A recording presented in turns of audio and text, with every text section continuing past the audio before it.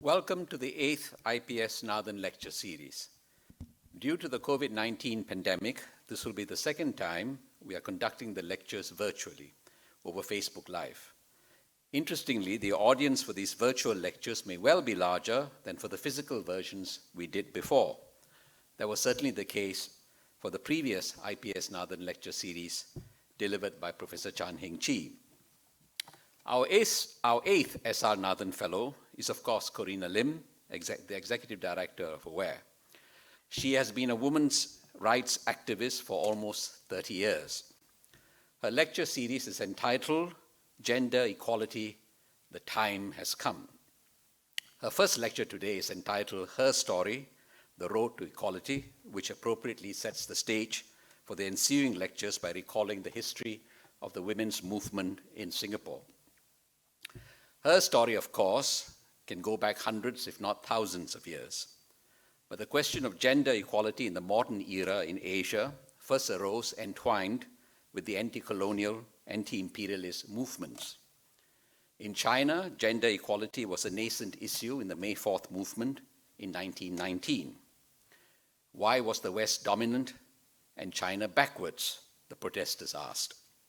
Because China lacked democracy and science. Mr. Science and democracy, the protesters answered, must replace Mr. Confucius. There was no Mrs. Democracy, let alone Miss Democracy, but the emancipation of women became soon a central theme in Chinese modernity. It was the same in India and later in our part of the world too, in Indonesia, Malaya, and Singapore. Again and again, we saw the women question come to the fore with the burgeoning of anti-colonial nationalist movements. There are a variety of reasons for this. First, there were deeply symbolic reasons. For example, in the invocation Mother India or Vande Mataram, Asian cultures drew on the tremendous force of the feminine principle embedded in many Asian traditions to evoke nationalism and patriotic pride. Second, for pressing social and economic reasons. In both the West and Asia, people became conscious in the late 19th and early 20th centuries of the oppressions women have suffered for centuries. In the West, people began agitating for the vote.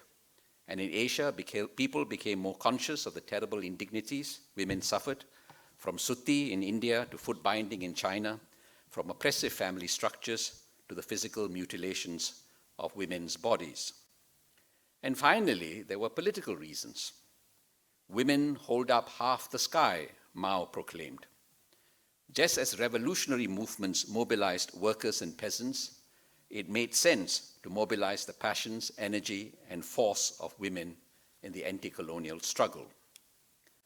In Malaya, we saw the creation of Angkatan Wanita Cedaw, or AWAS, the movement of conscious women, as it was called, as early as 1945, immediately after the war.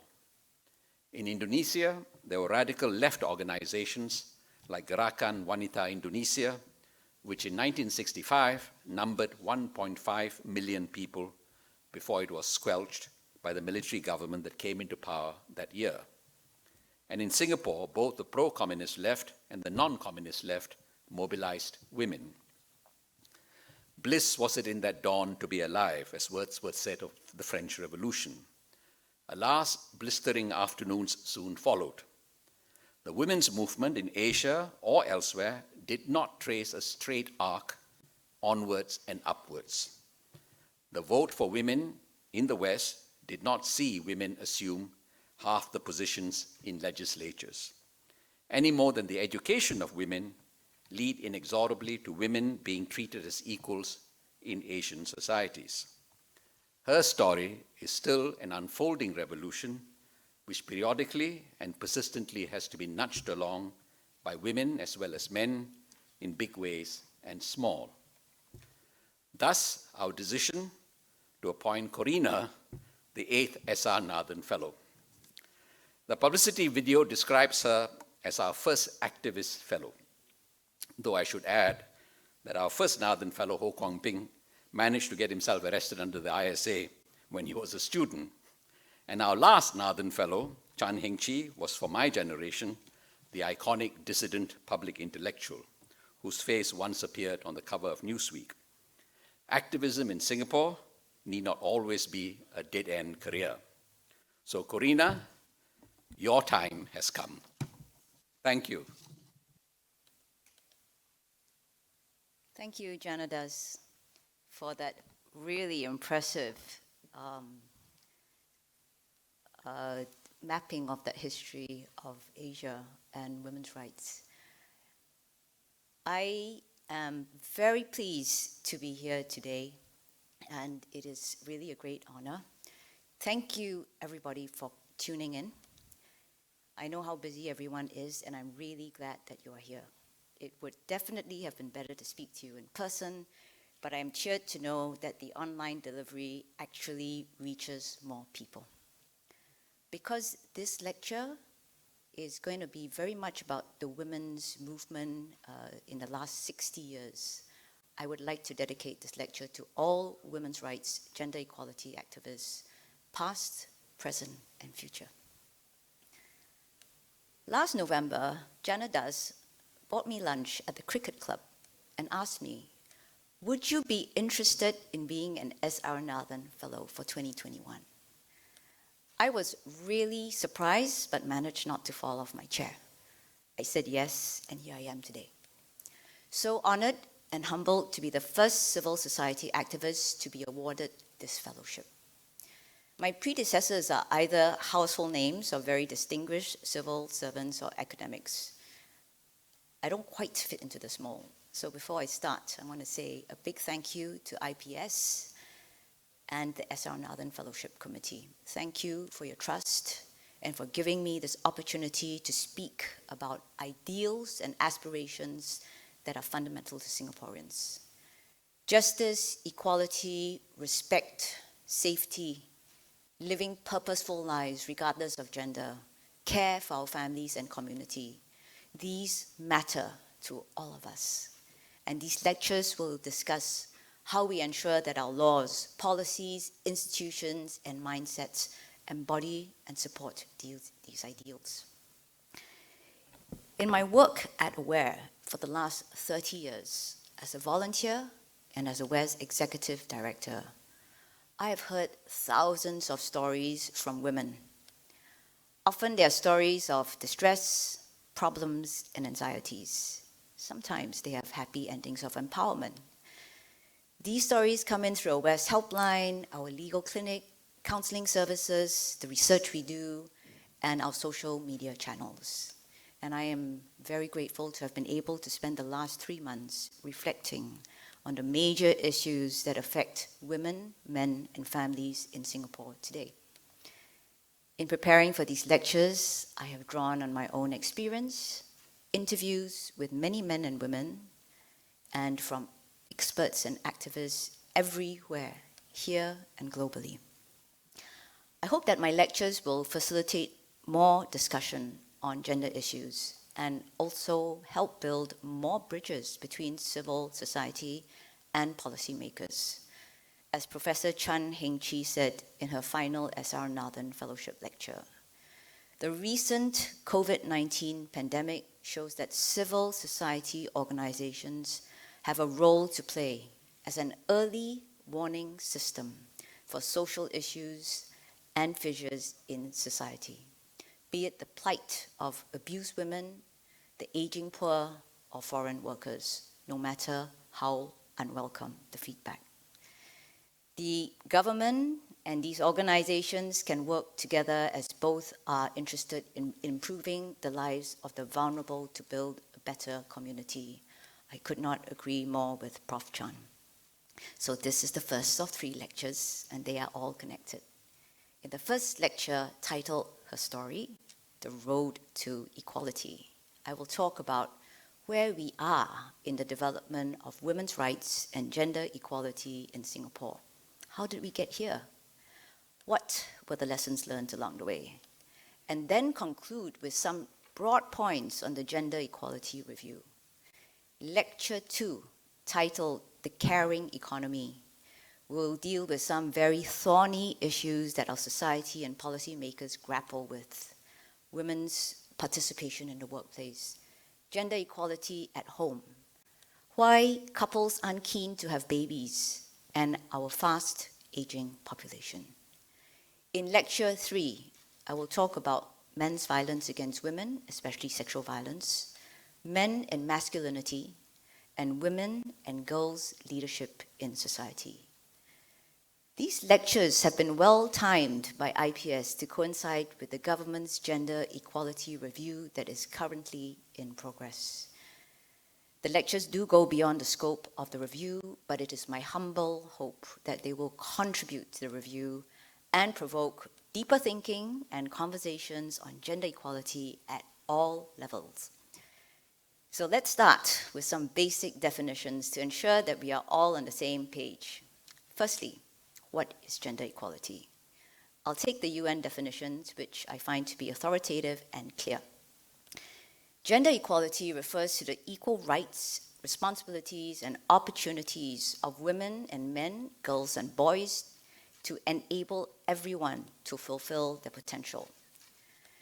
Gender equality does not mean that women and men are the same, but that women's and men's rights, responsibilities, and opportunities will not depend on whether they are born male or female. When we talk about gender equality, what aspects of gender equality are we talking about? For our discussion, I'll be touching on these 6 core dimensions of gender equality: equal education, economic equality, equal division of power and influence, equal distribution of unpaid housework and provision of care, equal health, and the ending of men's violence against women. What you see here is what I call the gender equality flower. It has 6 petals, each representing a key dimension of equality.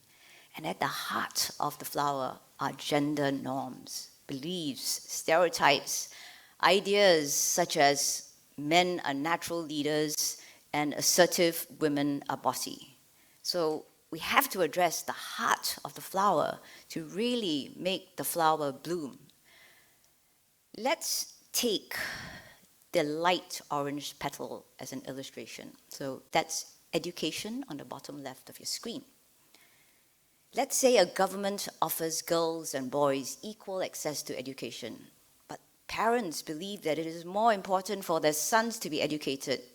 Equal education may not happen. We have to tackle that norm.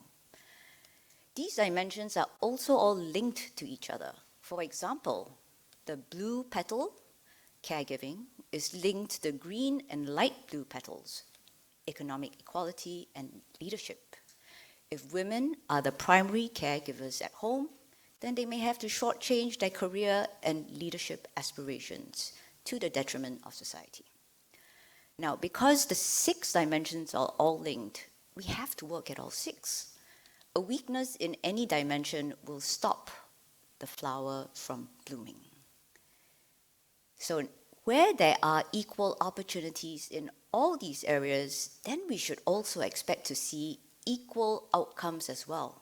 Equal number of men and women in leadership, in the workforce, and as caregivers. Although men may not think too much about gender equality, it actually benefits them greatly too. And I will cover this in my 3rd lecture. Now that we've set the scene, the definitions, let's see how Singapore fares in the different dimensions of gender equality.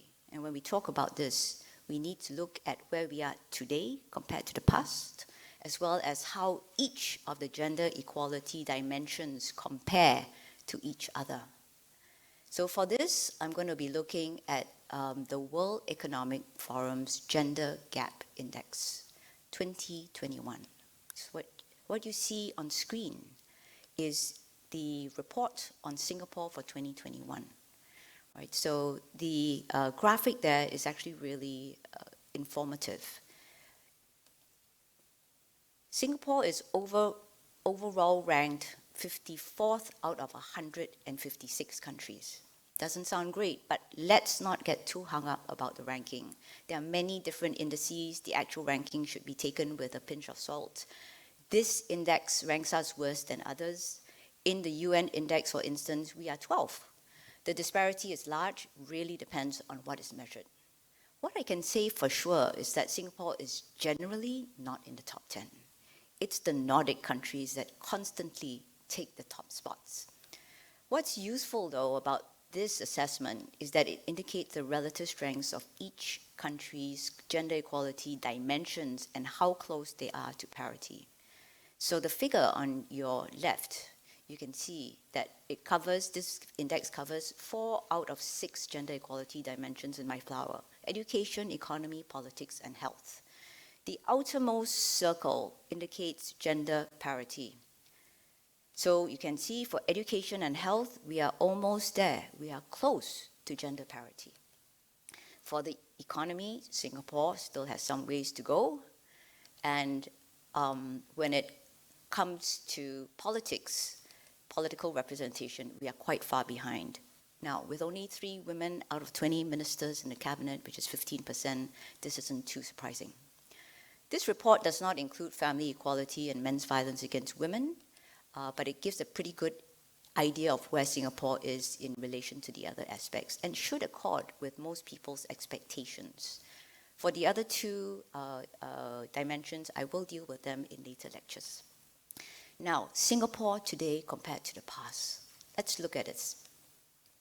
The development of Singapore since its independence is, as Peter Ho said in his SR Nathan lectures, without precedent and nothing short of a modern miracle. Women have both benefited from this as well as played a critical role in Singapore's rapid modernization and growth. The education and empowerment of women formed an essential part of Singapore's nation-building strategy, as founding Prime Minister Mr. Lee Kuan Yew said in 1975. Societies which do not educate and use half their potential because they are women are those which will be the worst off. So the impressive record of Singapore women's development speaks for itself. There are 3 stats here. Women's literacy rate rose significantly from a mere 34% in 1957 to 96% in the year 2019. The female labor force participation rate rose from below 20% in 1957 to 61% today.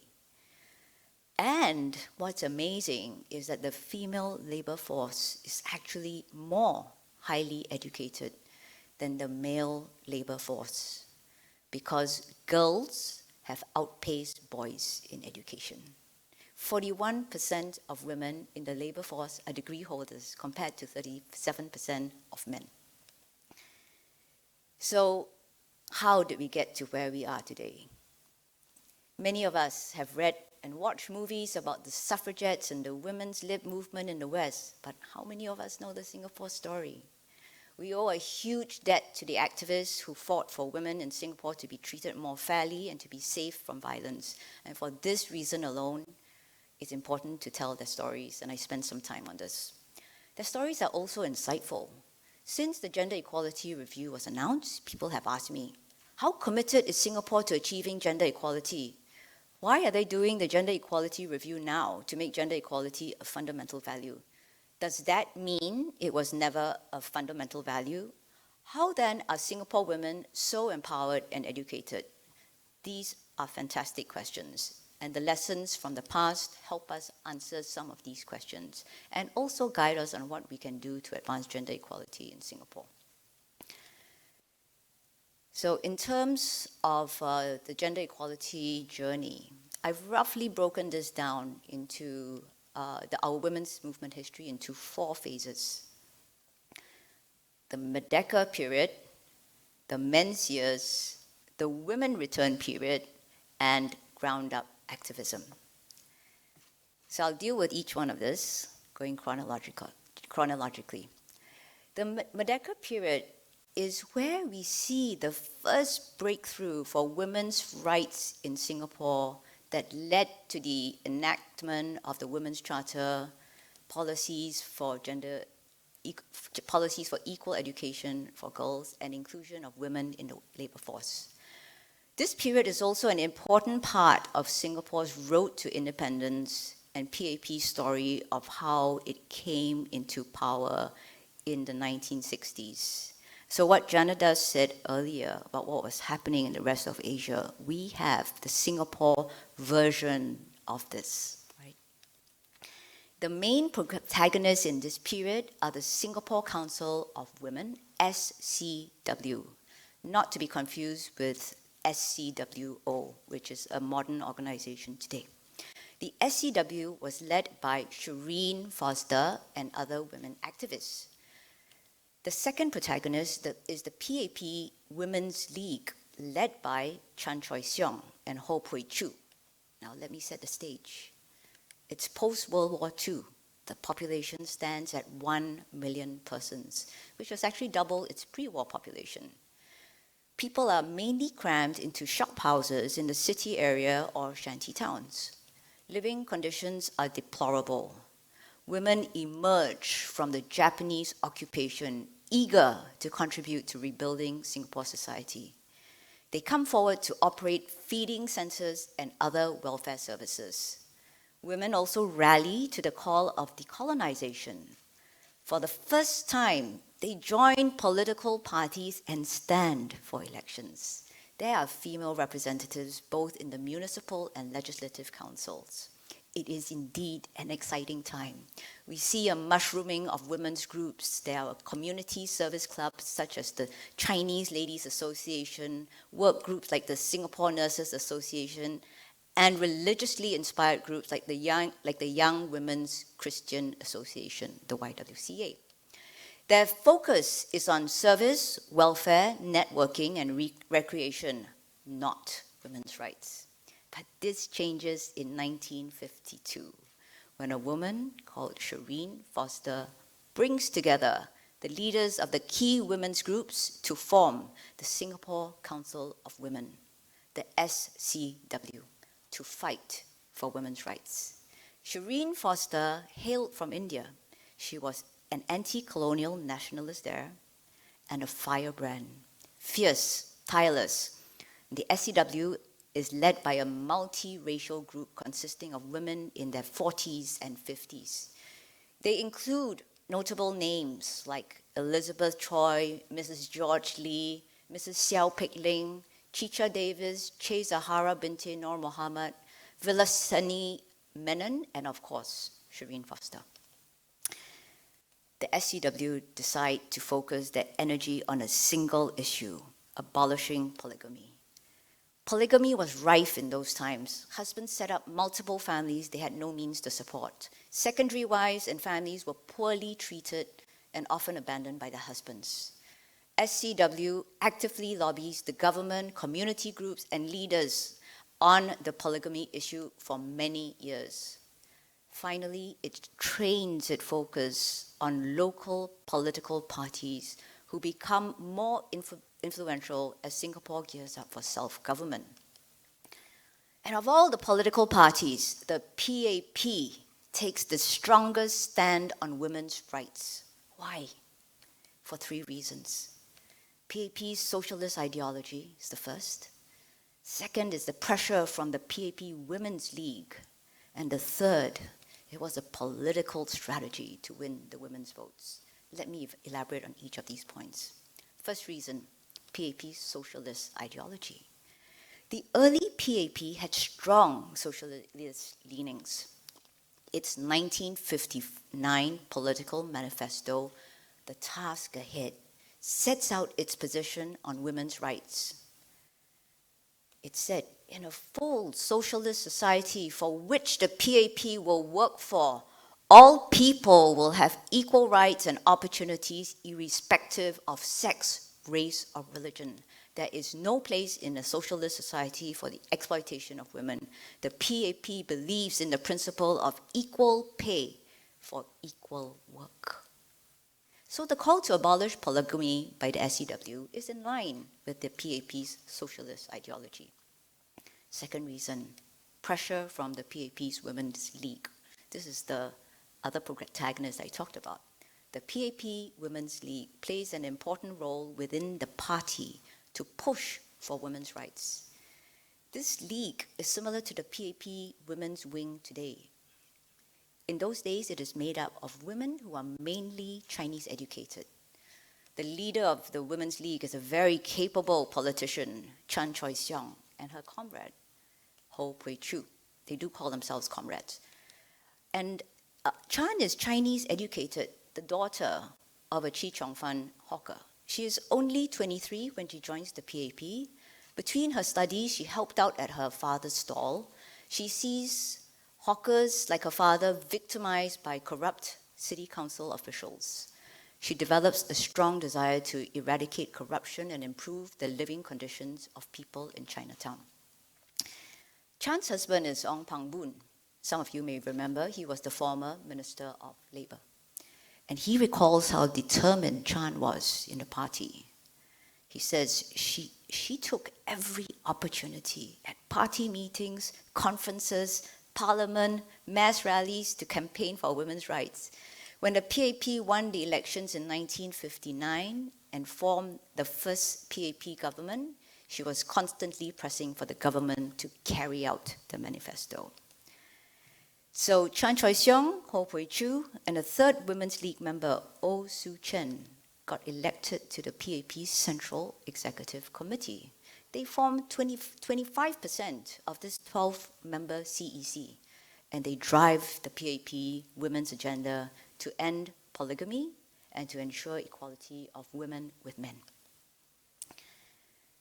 The growing number of voices demanding for women's rights are part of this larger anti-colonial struggle for democracy and equal rights that Janet has referred to.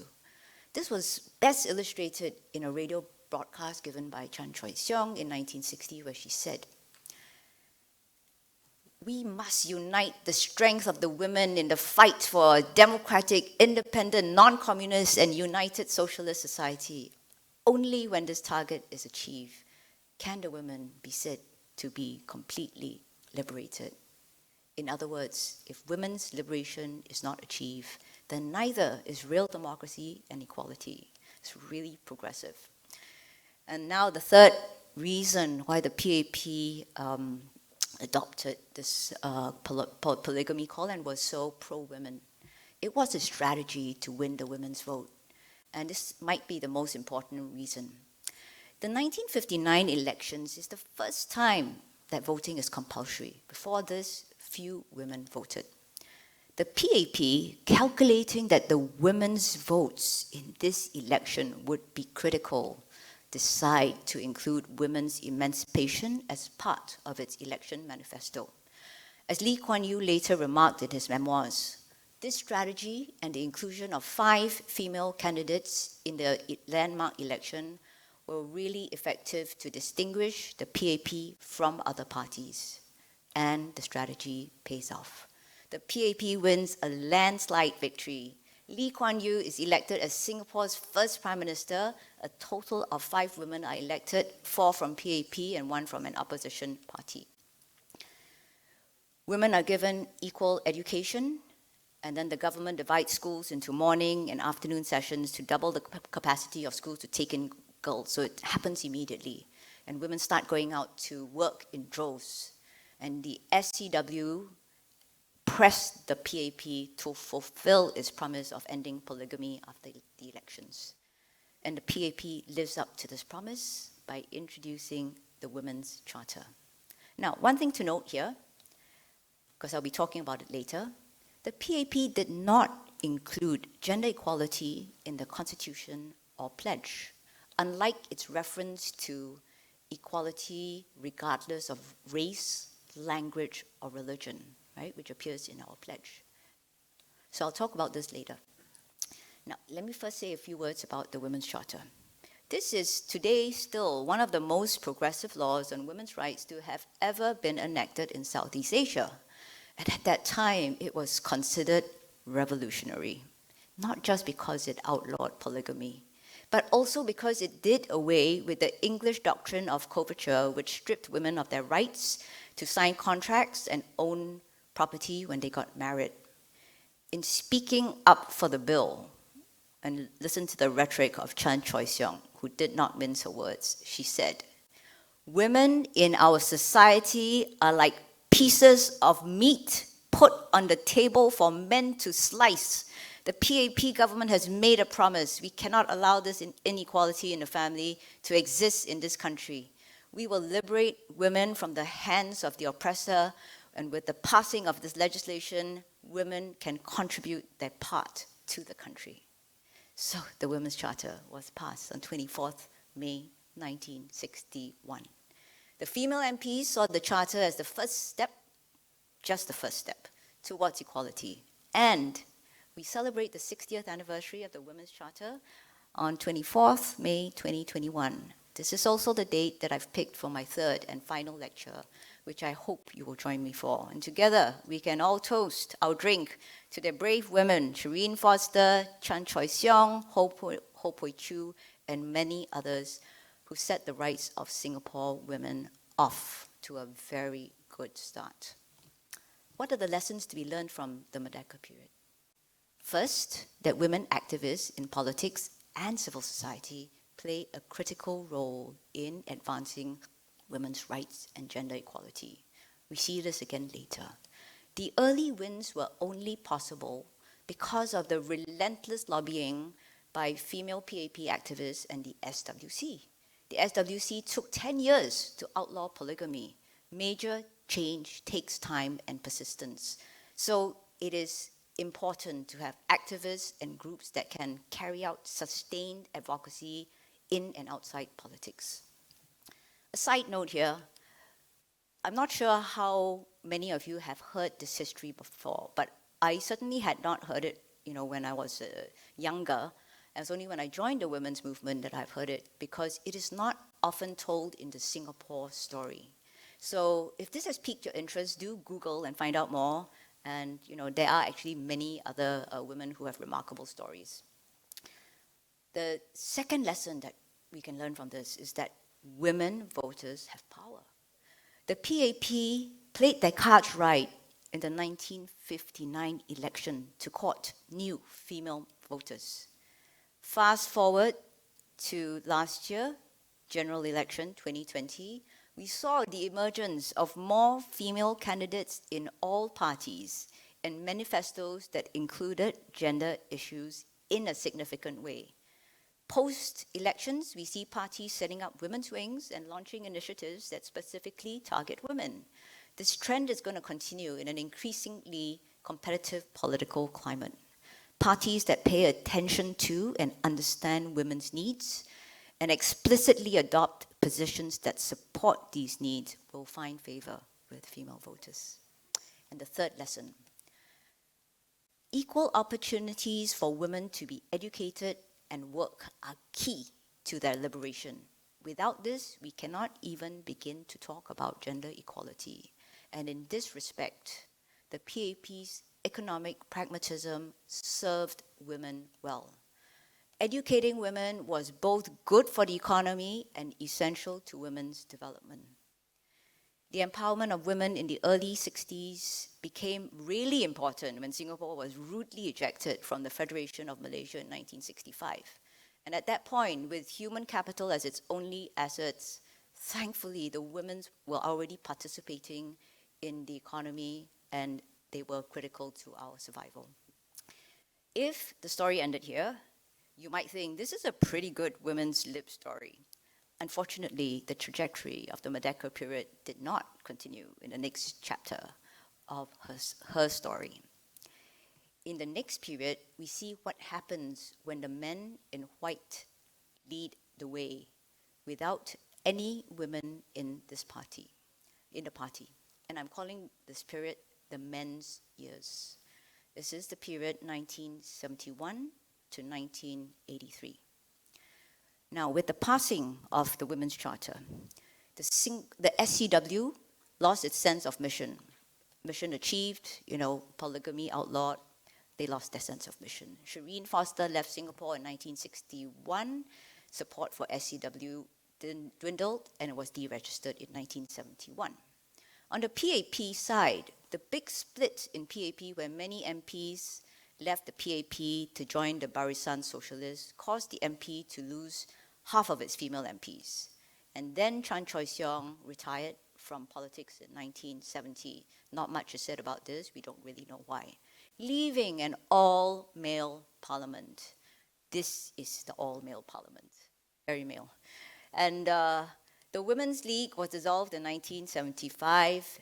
Parliament would not see another female MP for 14 years until 1984. So, without the moderating influence of the women politicians, without a women's movement, we see the unfiltered patriarchal instincts of the all-male parliament and cabinet coming to the fore. And this results in the making of the most sexist policies that the PAP government has ever made.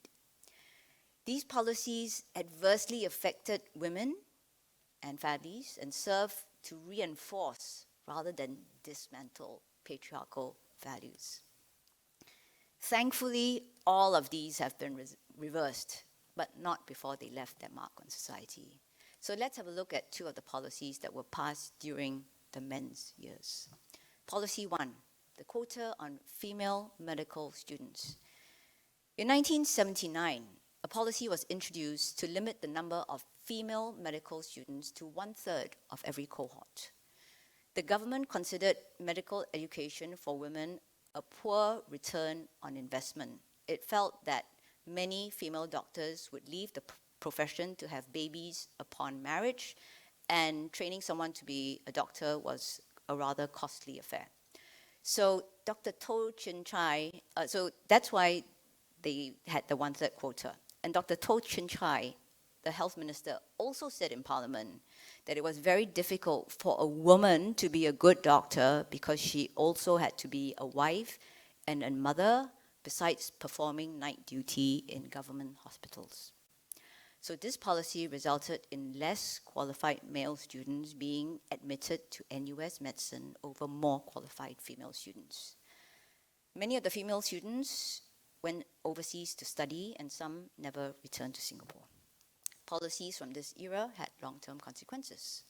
For example, a 2020 article in the Singapore Medical Association's newsletter said that the 1/3 quota was a major reason that the National Healthcare Group had only 27% women in its senior leadership posts.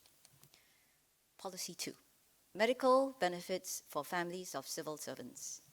In the 80s, the government passed a policy which extended medical benefits to the families of male civil servants. The same treatment was not given to female civil servants. Reason? Too expensive. So in 1993, Finance Minister Richard Hu reaffirmed this policy on a different basis. This justification is even more problematic. He said, the policy preserves the social structure by supporting the principle of husband as head of the household. It is the husband's responsibility to look after the family's needs, including the medical needs. This is how our society is structured. It would be unwise to tamper with this structure. Times have changed much, as you can see. I don't think ministers today would be able to get away with such sexist statements. Med school quotas and civil servants' medical benefits are just some of the discriminatory policies that were made by the PAP government in the men's years. There were others. How does one reconcile these discriminatory policies and the zero presence of female MPs with the PAP's manifesto, the task ahead, to work for a society where all people will have equal rights and opportunities, irrespective of race or religion? One view is that the PAP government started off with aspirations of gender equality, but abandoned them along the way when the women left the party. Another view is this, that the government's support for women's empowerment were motivated by economic and political imperatives, not by any intrinsic belief in gender equality.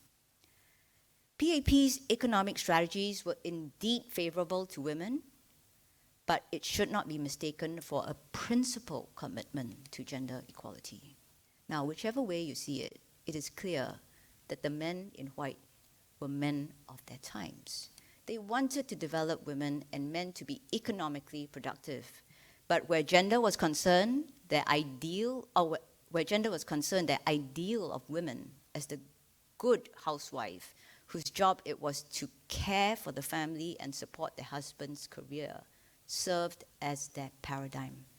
And this second perspective is supported by some later statements of Prime Minister Lee Kuan Yew, including this one in 1994, where Mr. Lee said, "Attractive and intelligent young ladies should go to finishing colleges so that they will be marvelous helpers of their husband's career." One might argue that the government itself maybe did not have patriarchal values, but it was just not confident that it could shift patriarchal norms that existed in society.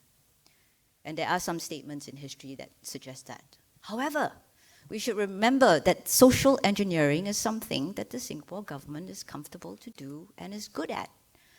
As Mr. Lee Kuan Yew said in 1987, "I am often accused of interfering in the private lives of citizens. Yes, if I did not, and I had not done that, then we wouldn't be here today. And I say without the slightest remorse that we wouldn't be here and we wouldn't have made economic progress if we had not intervened on very personal matters. Who your neighbor is, how you live, the noise you make, how you spit, or what language you use. We decide what is right, never mind what the people think." So looking back at all this, I think that the government would have been able to work towards changing the patriarchal mindsets of its people if they had that inclination. Governments that are less paternalistic than the Singapore government, such as Sweden, have done so. We will now move on to the next phase of Herstory, which covers the period from 1984 to 2010. This period sees the return of women politicians and activists, so I call this period the Women Return period. Within politics, PAP recruits 4 women politicians. Dr. Dixie Tan, Dr. Aileen Wong, Mrs. Yu Fu Yishun are elected in 1984 after a 14-year lull. Dr. Seet Ai Mee is elected in 1988. These women set up the PAP Women's Wing in 1989. Dr. Aileen Wong and Mrs. Yu Fu are particularly active in pushing for women's rights, but they are a small minority and none of them are ever given a cabinet appointment, so their influence is more limited. On the civil society side, things start to get active again. In 1980, leaders from various women's business and community groups come together to form the Singapore Council of Women's Organizations. SCWO is set up as an umbrella body of women's groups to advance the status of women.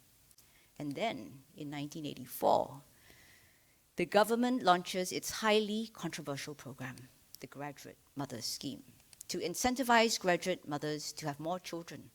At the same time, they introduced the Small Families Incentive Scheme to disincentivize non-graduate mothers from having more than 2 children, and this included paying them $10,000. These eugenic programs upset many women and led to the formation of AWARE, the Association of Women for Action and Research, as a women's rights research and advocacy group. So with women activists back in the picture, the campaign for women's rights is reignited, and this time, the burning issue is family violence. AWARE's helpline shows that family violence is prevalent, yet the laws are inadequate. When the police are called in, they can only stop the fight if it's still going on, but they can't actually arrest unless there are broken bones, an eye, ear, or limb hanging out, what the law calls grievous hurt. The police have no powers otherwise. AWARE and SCWO come together to campaign for more protection against family violence. Dr. Kanwaljit Soin, the moderator of this event, and probably the most well-known women's rights champion of our time, is appointed as a nominated MP. She reaches out to me one day and a few other lawyers, and she says, I would like to introduce a family violence bill. Will you help me to draft this? Malaysia has just passed the family violence bill. I am game, and we are off. These are pre-internet days, so it's not so easy to find precedents. The family violence bill is introduced in Parliament in 1995, and this is only the second private member's bill to be presented in Parliament. One of the main challenges to the bill is the argument that stronger laws may hurt rather than help families. But the ground support for this bill is strong because of all the public education, the library talks, the exhibitions that women's rights NGOs have organized over the last 10 years. Remember, this is pre-internet. I remember the second reading well. Dr. Soin steps up to the podium. I'm up there looking down from the gallery. She gives a brave and stirring speech. There is a robust debate on the bill. And the result, Parliament rejects the family violence bill. The government says the issue is not so prevalent, we need a separate bill to deal with it, but nevertheless, all is not lost. It's a victory for women as the government comes up with an alternative proposal to amend the Women's Charter to strengthen the Personal Protection Order regime, PPO. The amended Women's Charter 1996 contains many of the provisions that were in the family violence bill. For example, it expands the definition of family violence to include non-physical violence, and it extends protection to a wider range of family members. Most importantly, it empowers the police to act upon the breach of a PPO without there being grievous hurt. But what's great is that the government goes much further than just amending the law. It sets up a network of family service centers and specialist centers to support family violence survivors. It links these centers to the police, the hospitals, the family court. And this family violence network has been an important part of Singapore's ongoing strategy to address family violence. So what's the lesson here? Again, we see a repeat of the previous pattern. Women's rights groups raise early warning signs about a social problem. The issue gains traction with the public. Within the political system, women activists, in this case, Dr. Soin as an MP, pushes for legal change, and change happens after about 10 years of sustained advocacy. This pattern of change is actually not ideal to move the needle on gender equality. It's unreliable, being dependent on the presence and sustained work of a few brave women activists or NGOs to raise individual issues. And at that time, most of us were volunteers. Progress comes in spurts, followed by long intervals of non-activity and periods of backsliding. A strong women's movement is necessary, but not sufficient to ensure progress. What we need for more consistent progress is an explicit commitment by the government to gender equality, a commitment with accountability. Do we have this today? Many of you, if you've been following the story so far, might think not. But something rather unexpected happens in 1995.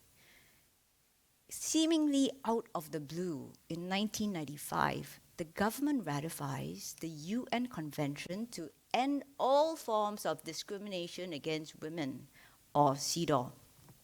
The pressure to sign did not come from the women's activists in Singapore.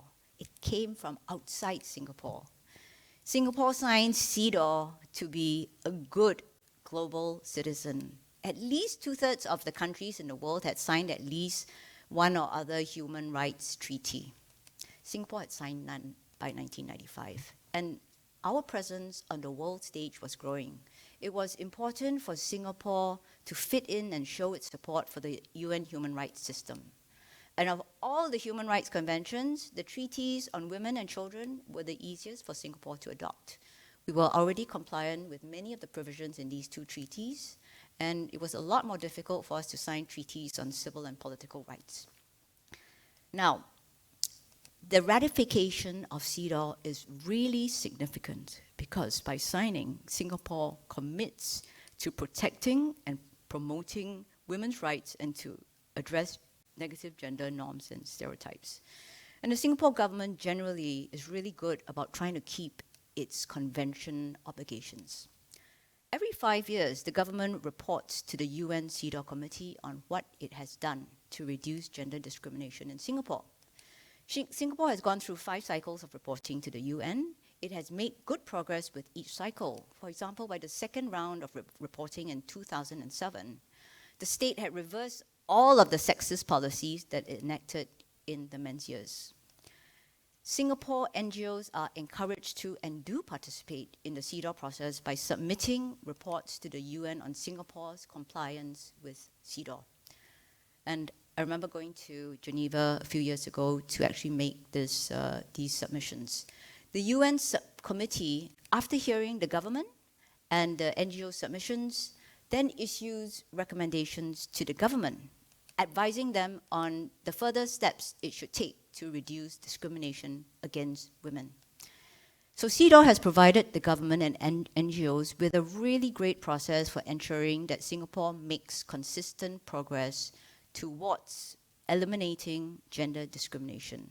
The Cedaw process has contributed to many positive changes in policy, including the protection of the Protection from Harassment Act, Prevention of Human Trafficking Act, and removal of marital rape immunity. However, this does not mean that gender equality has become a fundamental value of Singapore society. When we think of values associated with Singapore, what do we think of? Words like meritocracy, multiculturalism, pragmatism pop up in our heads. Few people would associate gender equality with Singapore the way they do with the Nordic countries. Because even though we signed Cedaw, the government has not been very active in tackling the sexist norms that lie at the heart of the gender equality flower. However, the next phase of her story, which I'm calling Ground Up Activism, changes things a little and sets the context for the government to initiate the gender equality review. So this period is 2011 to current. Social media is has changed the way that we live, including the way that people do activism and social justice. There is no specific event to mark the start of this current phase, where ground-up activism is enabled and powered by Facebook, Insta, YouTube, and Twitter. The year that I have chosen as the start year, 2011, is somewhat arbitrary and subjective. It is the year of Slut Walk Singapore. Slut Walk Singapore, provocative, bold, somewhat un-Singaporean. I am not sure how many of you have heard of it or remember it.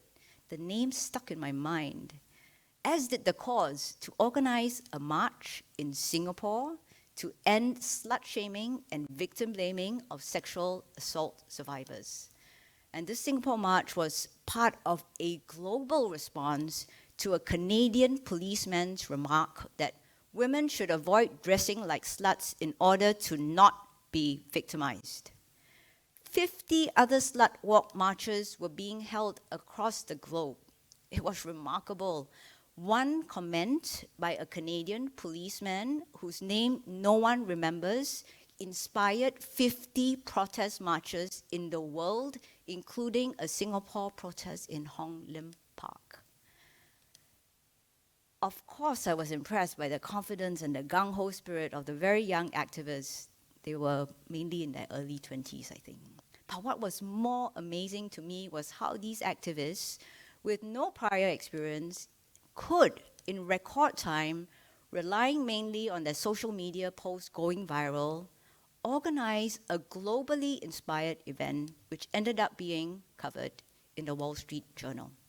This article was titled, "Slut Walk Singapore Puts Feminism in Focus." I don't even think that any of Aware's campaigns with 35 years of activism under its belt has been such a feature of the Wall Street Journal. So this, to me, signified the start of the exciting new era of social justice activism. Many of these campaigns, because they are responding to a particular moment in time, don't last long. Slutwalk SG lasted 2 years and disappeared after that. But they are certainly effective in provoking new conversations and ideas, engaging the community, and are often precursors to future initiatives and campaigns that may have more lasting impact. Social media, the high education levels, and increased exposure of younger Singaporeans to global conversations have resulted in gender equality and feminism becoming widely discussed topics in Singapore.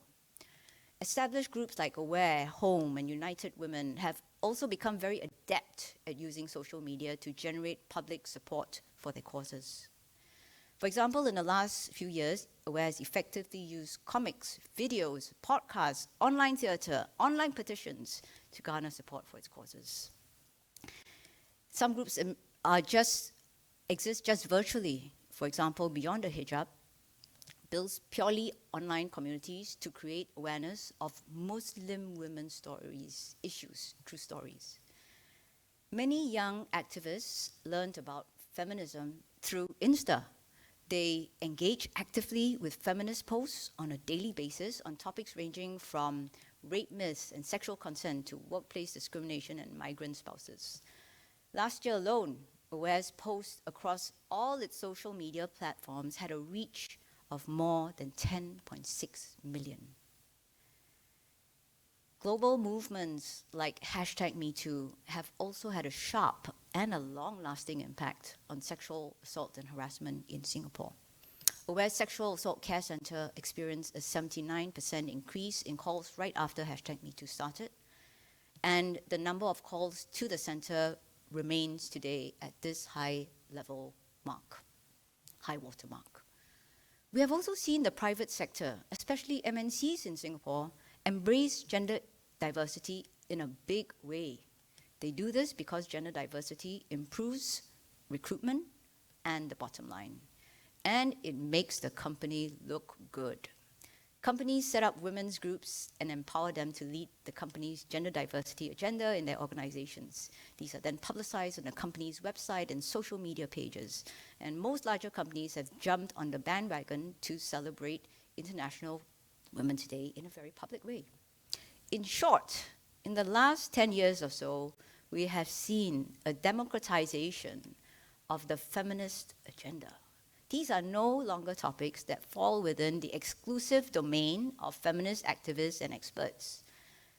Sexism, misogyny, sexual violence, intersectionality, unconscious bias, gender quotas, power imbalances, motherhood penalty, gender pay gap have become mainstream topics for social justice activists, corporate warriors, and ordinary people. These are now seen as everyday problems that people encounter in their workplaces, homes, schools, communities. There are also things that we can talk about openly. Social media has given us the language to pass and discuss these topics. And because of all of this, norms have shifted. What used to be commonplace, boorish behavior is no longer tolerated, and offenders can expect to be called out on this. Nowadays, bystanders are expected to play a role in ensuring environments that are respectful, inclusive, and safe. And it is against this backdrop that the government launched the Gender Equality Review late last year. On 20th September 2020, Mr. Shanmugam, Minister of Law and Home Affairs, announced that the government would undertake a comprehensive review of issues affecting women to make gender equality a fundamental value in Singapore society. The original motivation for this review was to tackle gender norms that give rise to sexual offenses. In the words of Mr. Shanmugam, the objective is to cause gender equality to be imprinted deeply into our collective consciousness. Every boy and girl must grow up imbibing the value of gender equality. They need to be taught from a very early age that boys and girls are to be treated equally and, very importantly, with respect. Wow. women's rights and gender equality activists are cheering on this progressive initiative. For us working in this area, we were actually taken by surprise. How come? Why now? However, upon deeper reflection of how far society has come in the last 10 years, perhaps we should not be so surprised. The time has come for gender equality in Singapore. Society wants this, and the government has responded by initiating the Gender Equality Review. Thus, it is not surprising that the response to the many conversations, the many women's conversations that the government has organized has been excellent. Women want more, they want to go deeper. Many men are supportive too, as they know that it will make it easier for them to be active fathers. There is much to be gained from this government-led initiative. As Minister Shanmugam rightly pointed out, gender equality will reduce sexual assault by addressing the root cause of sexual offenses. It will alleviate the caregiving burden that holds women back in the workplace. Gender equality is also good for business, it's good for the economy, and it gives people equal opportunity to fulfill their potential, regardless of gender. Changing mindsets and implementing more gender equality practices has to be a whole-of-nation project and a long-term one. But it certainly cannot be achieved without the government taking the lead to set up the infrastructure for this to happen. Just as women's education and empowerment were essential for our success in the last half century, gender equality will be absolutely essential in the next 50 years to deal with the critical issues of our day. Low fertility rates, aging population, economic inequality, and the sexualized world that we live in. I will talk more about this in my next 2 lectures. I will end my first lecture with 3 broad points for the Gender Equality Review, drawing from the lessons of Herstory. The Gender Equality Review will culminate in a white paper that sets out a roadmap for making gender equality a fundamental value for Singapore. Many people have expressed hope that the white paper will not just be fluffy words that express nice sentiments. They want to see substance and commitment. I personally would like to see a white paper that is bold, visionary, substantive, and long-term. It should set out a clear and comprehensive plan that sets out the steps that the government will take to role model, signal, set in place laws, policies, and programs to achieve its objectives. The white paper should also encourage and spell out what community, companies, and families can do to promote gender equality in Singapore. Like the Cedaw mechanism, which has worked so well to advance gender equality, it is important to build in reviews and measures to ensure that we are on track. Second point, in the past, women's rights and gender equality NGOs have been the driving force of gender equality in Singapore. They are very important stakeholders for the government to engage, as they have deep knowledge and experience about the gender issues that their communities face. They also have extensive reach to the people who strongly champion gender equality, as well as those who are affected by sexism and misogyny. They already have programs that are trying to educate people on gender equality, boys and girls, men and women. So there's no need to reinvent the wheel in some situations. It is important to collaborate and for the government to reach out both to individuals and NGOs, bigger NGOs like AWARE, PPIS, and SCWO, and smaller groups, even some unregistered ones, who deal with niche issues, like groups that deal with LBT issues, Muslim rights issues, sexual violence issues, low-income women. This will deepen the state's understanding of the issues on the ground, and lastly, in relation to this point of stakeholders, men should be involved in this project, not just as male allies, but in their own right, as the other side of gender equality. It's important to not just have a few men attend women's conversations. It is important that we convene men's only conversations to allow them to share their perspective in a safe space and to have initiatives for men as well. The third point is about the Constitution and the pledge. Even though the PAP's 1959 manifesto, the task ahead, referred to equality regardless of sex, this was not included in the Constitution or the pledge. We now have a chance to change this. One of the most visible and substantive actions that the government can take to make gender equality a fundamental value is to add gender equality into the Singapore Constitution and our pledge. Currently, it doesn't appear, and if gender equality is to be established as a fundamental value in our society, it should be reflected in these two most authoritative expressions of Singapore's values. Imagine if every day girls and boys recited, "We, the citizens of Singapore, pledge ourselves as one united people, regardless of race, language, religion, or gender." Gender equality would quickly be imprinted in the collective consciousness of all these young minds. For the Constitution, there are two ways of doing this. The first is to amend Article 12.2 of the Constitution by adding gender as a prohibited basis for discrimination. The second, to add a new clause that is aspirational and non-actionable. In my view, and as a lawyer, I prefer the first option, as I think that would be better aligned with the state's intention to make gender equality a fundamental value of our society. Start with the leaders. Such an amendment will ensure that the government and our laws do not discriminate on the basis of gender. The UN Cedaw Committee has regularly recommended that Singapore include protections against gender discrimination in its constitution. 85% of all constitutions in the world have explicit prohibitions against gender discrimination. All new constitutions enacted since 2000 in the world have included this protection. If it is not feasible to amend Article 12.2, there should, at the very least, be an aspirational provision on gender equality to signify Singapore's commitment to gender equality. Even if it is not binding on the state, an aspirational section carries a strong symbolic value. Symbols are important when we're trying to shift mindsets. So this brings me to the end of the first lecture. What a journey. From the 50s to where we are today. I hope that you've enjoyed the lecture and leave feeling informed about the past and hopeful about the future. Women in Singapore are highly educated and empowered, but we don't have equality yet.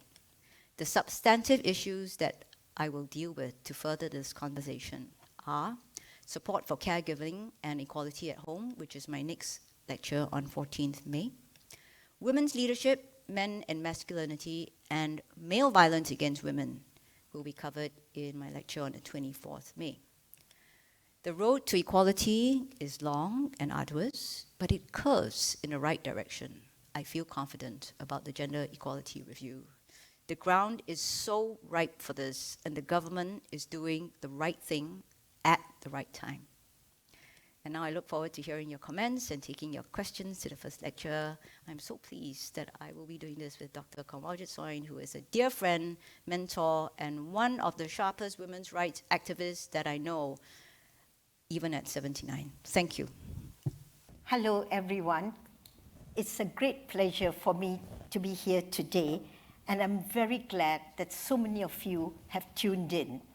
I look forward to your participation.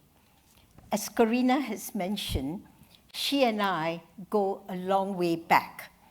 I've known her for 30-odd years, and she has become a great leader of both women and men. She advocates passionately for gender equality, but in a way that inspires others to join her. Kudos to that. She is the feminist daughter that I never had, but I have 3 feminist sons. Since I'm talking of feminism, I would like to clarify what feminism means to me. It is quite simple, really. A feminist is someone who accords equal respect and consideration to all sexes. And so I'm sure there are many of you in this audience who also consider yourself as feminists. We have heard an excellent and insightful lecture from Corinna.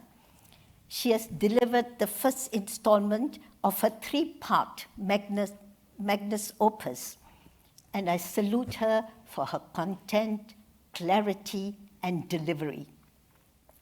Before the virtual floor is open to everyone in the audience, I would like to ask Corinna the first question.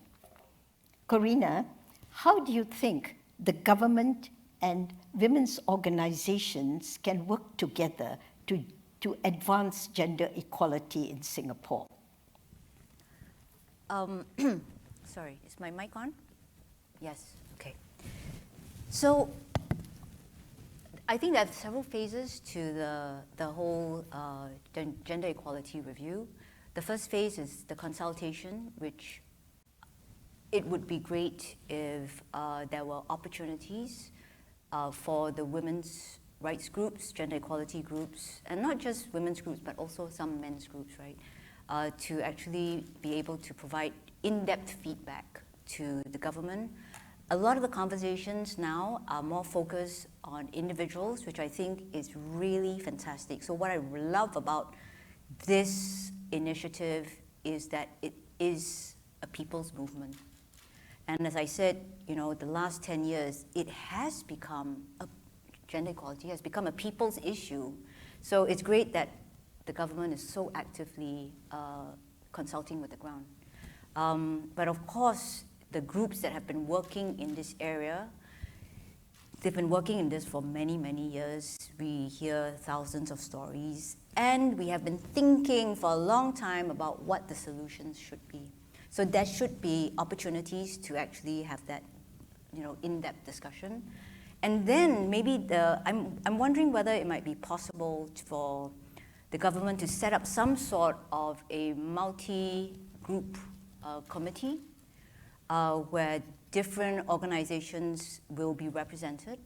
And, you know, take the gender equality flower, and maybe we can divide up into subgroups so that there will be working groups going forward, right? And it becomes the work of not just the government, and the accountability is not just the government, but really it is the stakeholders in this area that already have such a big interest in this that will work with the government to take it forward. The other thing that I think, and this is not so much groups, but I see a lot of companies that say, okay, you know, we're setting up a women's group, and then when the women's group wants to do something and they ask for some funding, there's none. So I think there needs to be also resources that actually go to realize this, right? It's a very ambitious idea. How do we make gender equality a fundamental value? You know, collective consciousness imbibed in everybody. So it needs to be long-term and needs to have resources. So if there could be some sort of funding, right, where individuals and groups can tap on this to further, right? We have quite a few programs as aware. We have Birds and Bees that are for parents. We have sexual assault first responder training that actually we can't do enough of because we don't have enough staffing to do more of this. But if there were more resources, certainly we can do more of these sexual assault first responder trainings, for which we have a wait list of 200 people. Right, so there are all these existing, ongoing programs, which I think would be great to work with government on. Thank you. Yeah. Well, finally, the audience, you know, you've been waiting so patiently, and we will turn to your input and your questions, please. The first question that I see is to do with societal norms, and it's from Ms. Sai-Sin Liang and Mr. Kristen Mark James Paul. And the question is, do you think that the lack of female representation in government during the 70s and 80s was caused more by societal norms rather than by the government? Where do you think these societal norms come from, and why do they continue to persist? Of course, the government, I mean, it's hard to draw a line between the two, but I think the government, like I said, they were men of their times. The society wasn't so much into, just ordinary people were not so much into gender equality. That, I think during those days, I suppose, people, aside from the SCW, right, and there was that burning issue, so there wasn't all this conversation, and there were no women's rights groups, and so I don't think this was a big deal in society, right? But you're asking whether or not the fact that there were not more. I think, who gets into government is up to the government to recruit and to look for specific talent, right? If today's government is looking for women, they actually say, we want to recruit more women, it's hard to get more women. In those days, I don't think this was their priority because they didn't have that those values of trying to have equal representation or some representation even, right? And also, I think, if I may add to that, the PAP was the only party, the only effective party at that time. There wasn't much political competition. And as you said quite rightly, the PAP then went out to look for their political candidates. And obviously, being men of their times, they missed out on the women. Yeah. So it was just not societal norms, I think, that held women back. It was the lack of search for women. I mean, it was interesting, and that's why I mentioned Chan Choi Siong's background. She was not really so highly educated, and Ho Pui Chu was in fact a seamstress who couldn't speak English. So it wasn't so much then, that you needed to have very high academic credentials. It was, I think, if you went out to look for, if there is one Chan Choi Siong and Ho Pui Chu, you could find others who were passionate about nation building, women, to be on the party, if you looked. All right, now there's a historical question, and this is going to be a little bit hard, I think, from Mr. Chandra Mohan Nair. And he asks, did other political parties in the 50s and 60s also have manifestos to get women to have equal rights? If so, what are the details and what did they fight for? As far as I know, they didn't have manifestos that included women's rights. And that's why PAP was so successful, right? It was very clever that they actually, these parties did say we should have women's rights, but they didn't do anything about it. So you can see this in some of the debates on the Women's Charter, because some of these parties did actually speak up, and the PAP would say, but what did you do for women's rights? They did nothing, right? So PAP certainly was way more progressive than any other party in this regard. And I think from my reading of it, I think the activists did go to the other parties, but they said the time was not right yet to have, in their manifesto, issues to do with women. So I think from what I remember, that's true too. Now there's a question on the Gender Equality Review by Lee Yok Man. What would make Aware think that Gender Equality Review is a success? That's a really good question. Yes, very good question. Yeah. So when we look at so you have the petals, right? So you want some movement in each of these petals. You really want to try to change the norms as well. Now, norms are harder to measure, but a good one is actually the World Values Survey, right, which has been carried out by IPS. Recently, there was one, I think it came out in 2021. And we have seen, right, gender equality is already shifting. You see that young people have really quite different norms. So that's one that you can measure, right, that actually, that has been some change. I think a really good measurement would be if there are more stay-at-home dads, right? So that probably can be measured. If there are more stay-at-home dads, for my research, I spoke to 3, and it wasn't so easy to find them. What they've told me, I will share in the 3rd lecture, it has not been easy for them as dads, right? They love spending time with their kids, and my heart goes out to them because I feel I should be fighting for their rights, and we are. In doing this, we are. So I think that's a really good measurement, because once the dads, fathers feel like, okay, I can be the primary caregiver, maybe not stay-at-home dad, but the primary caregiver, then women can actually do more in the workplace. They have more choices. Right? Yeah, and Corinna, I mean, besides biologically giving birth, the other ability to look after a child is not controlled by genes. It's just, the societal norms. Yeah. So you're right. If you have in order for this to happen, though, right, for the ultimate goal is, will caregiving, and I think this is one of the biggest norms that's hard to tackle right now, but it's already changing a little.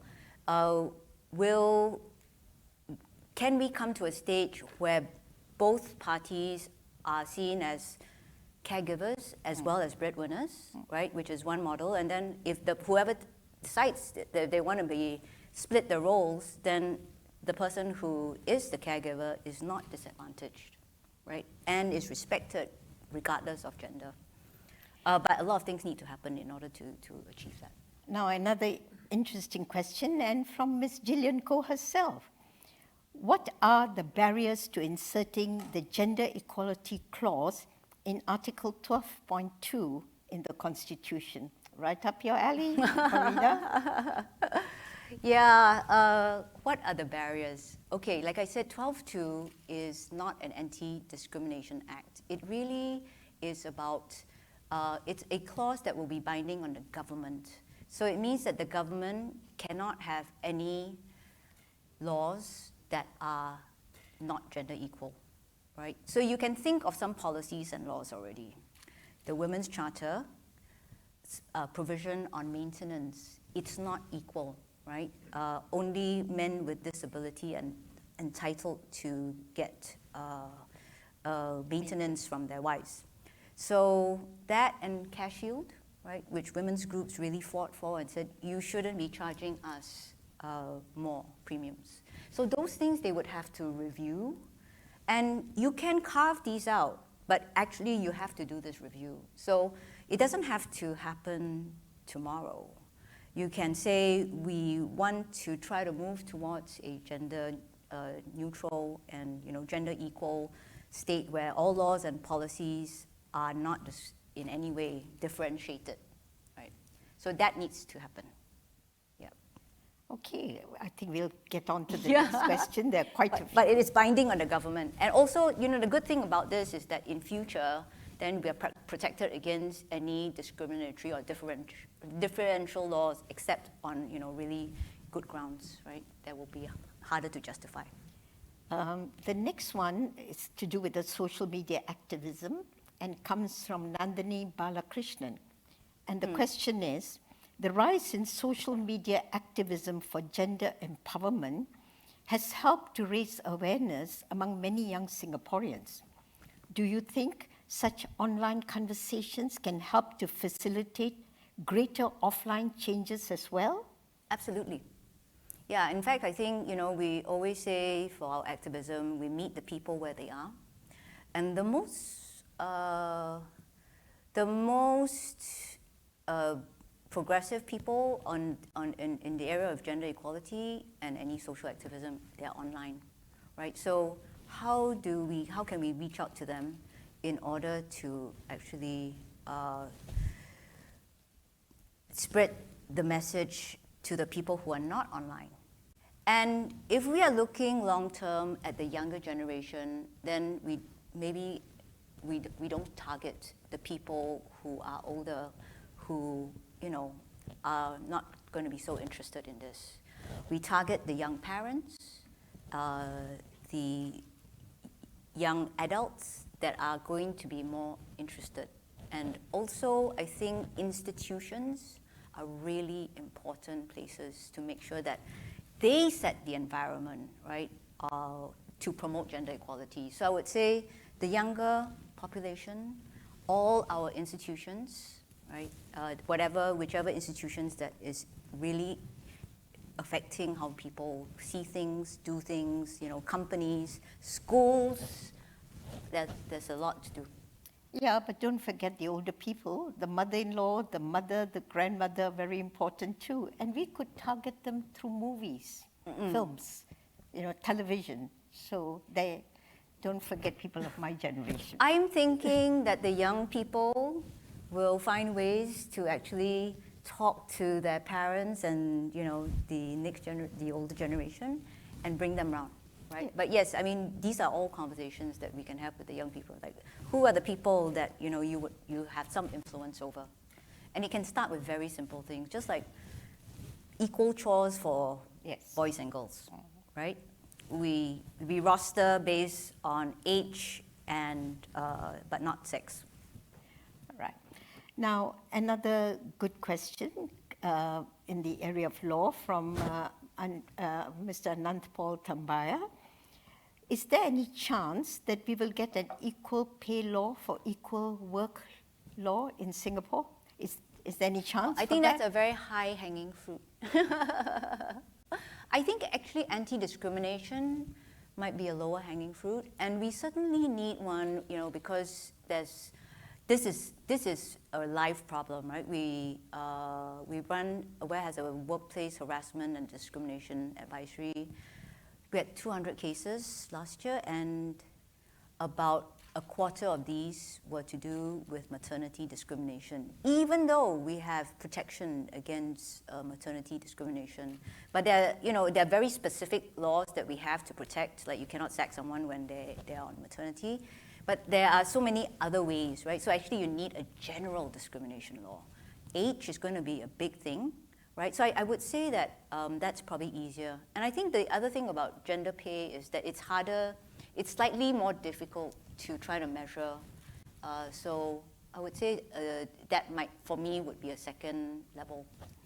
Just casting our minds historically, I think the three tasks that the PAP's first manifesto in 1952 promised was to abolish polygamy, to give equal pay for equal work, and to declare March the 8th as an international holiday, declare March the 8th as a holiday. So it looks like we have only achieved one so far. All right.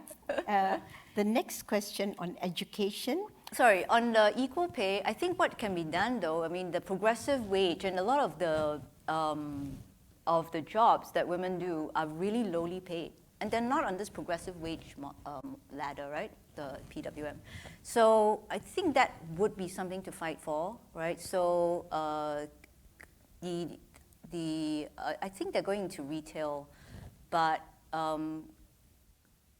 which was teachers, some of the other more female-dominated nurses, I think they should all be on the health assistants, right? Anyone that is in healthcare. They should be on the wage ladder. Yeah, but I suppose what he was referring to is equal pay for equal work, that sort of. But I mean, I feel that for gender equality. The difference there is 6%. 6%, right? yes. So 6%, is the total unadjusted is 16%. But that's because women give up work or they take different jobs, right? That's why you get 16%. But when you talk about equal work, that difference is 6%. Yes. Right? So for me, it's not as important, right? Everything's important, but if I have to rank this, I would say anti-discrimination one.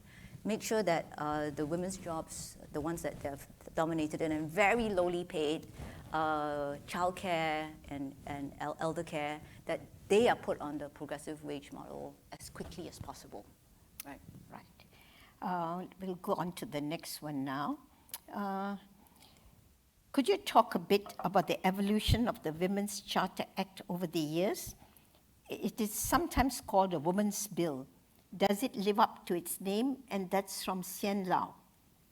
Does it live up to its name? So that's really interesting because one of the big criticisms when it was first introduced in Parliament was that, wow, this is a very elevated name. It's a women's charter, but you're only, dealing with polygamy, right? And then, making sure that women can sign contracts, etc.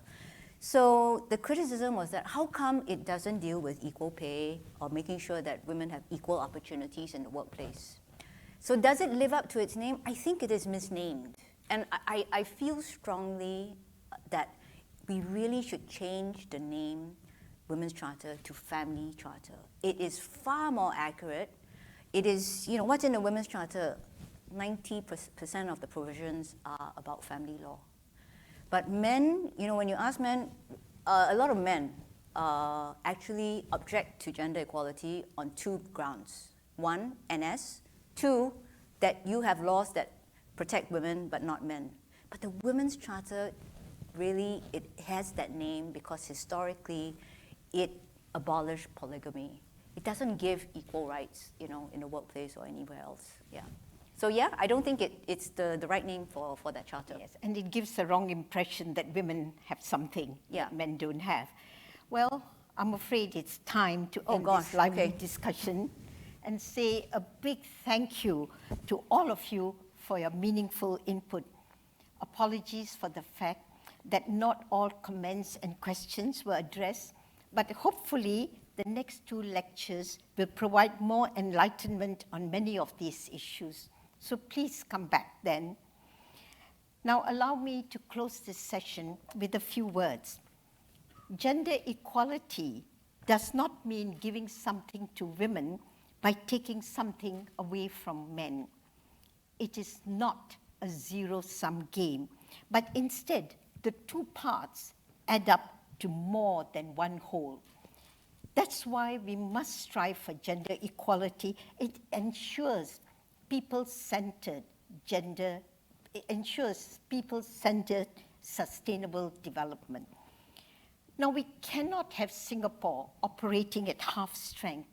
We cannot waste half the brain, half the inspiration, half the beauty and joy, and half the human resources of Singapore. So let us all get together and work together to advance gender equality together in our beloved nation. And here I'm going to say, Majulah Singapura. Well, thank you very much, Dr. Soin and Ms. Lim. We've come to the end of today's lecture. We would like to hear your views on the event. Please click the link on our Facebook feed to submit your feedback. Now, Corinna's second lecture will be titled The Caring Economy, and it will take place on 14 May. Details will be on our website and on our Facebook page. We hope to see you then. Thank you all for attending this lecture this evening. Good night.